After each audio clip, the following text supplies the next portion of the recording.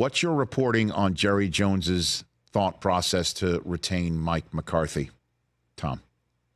I know that there was this idea, Rich, floating around that Jerry Jones would judge Mike McCarthy off the last game and how the season finished. Everything that I was told throughout the season, the end of the season, the day after the season, 2 days after the season, was that Jerry Jones was going to look at this through the big picture lens, and that he did not have a desire to make a head coaching change. Now, those feelings were crafted as they were going 12-5 and had the number one offense in the league with Mike McCarthy in terms of scoring, calling the plays, and they had Dak Prescott playing at an all-time high, and Jerry's sitting there thinking, this is a Super Bowl team. You heard Jerry say it during his relatively brief for Jerry. It was like 10 minutes media session after that game saying, I haven't thought for 1 second about making a change. But everything I was told, that was true.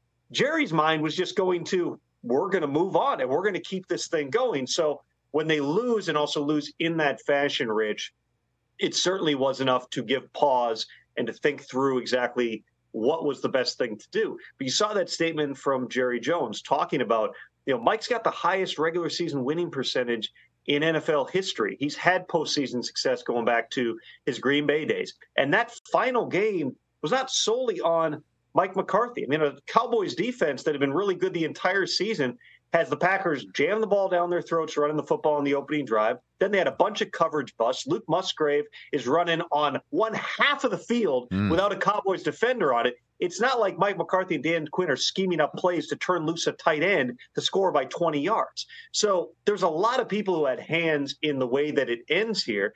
And when you're going back to, okay, what constitutes an upgrade that would make Jerry Jones want to make a change?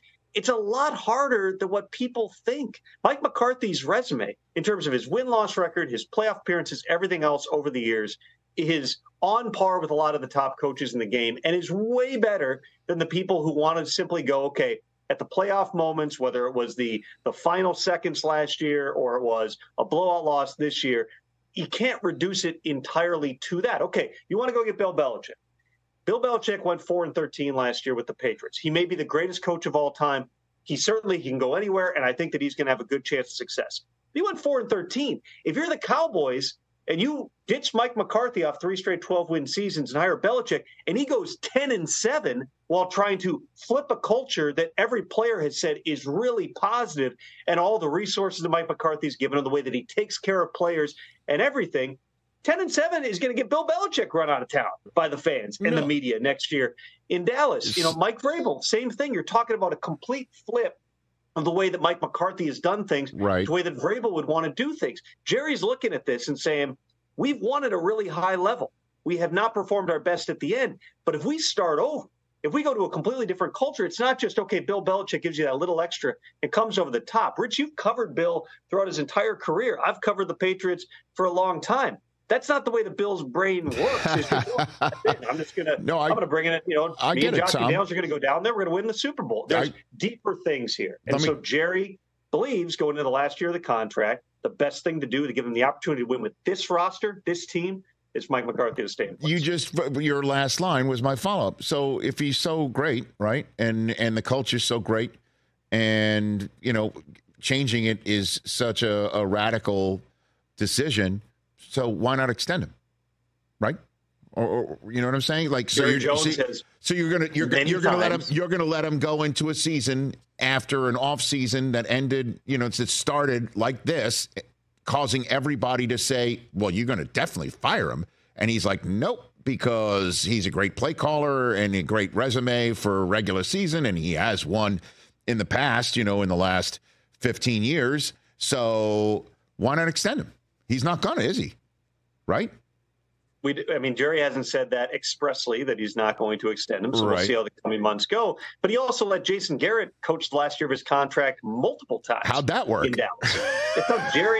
That's how Jerry, well, the first time I saw him on NBC this weekend. I hear you. It's not an ideal environment, but here's the thing. In a lot of places, right, if you're coaching out the last year of your contract, for instance, in Pittsburgh, where if they don't do an extension with Mike Tomlin, which my anticipation is the Steelers will try to do an extension with Mike Tomlin, but in a place like that, all of a sudden you'd have this ratcheted up pressure of, why is he coaching in the last year of his deal? In Dallas, Everybody's been trying to fire Mike McCarthy for 5 years. His entire time there, people every year are going, every loss, it's why isn't he fired? Every playoff loss, it's why isn't he fired? I don't know that the pressure goes up a whole lot on Mike McCarthy. I don't think that having him in a contract here is any more counterproductive than Jerry Jones doing a press conference 3 days a week, basically, in terms of radio interviews and the postgame. Can you imagine Bill Belichick in that setting?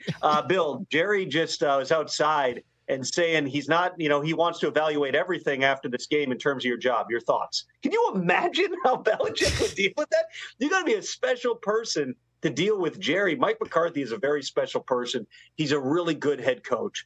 Compare his record to John Harbaugh or Tomlin or Sean Payton or all these coaches that we put on a pedestal, and they're all really, really good. Mike is right there as well.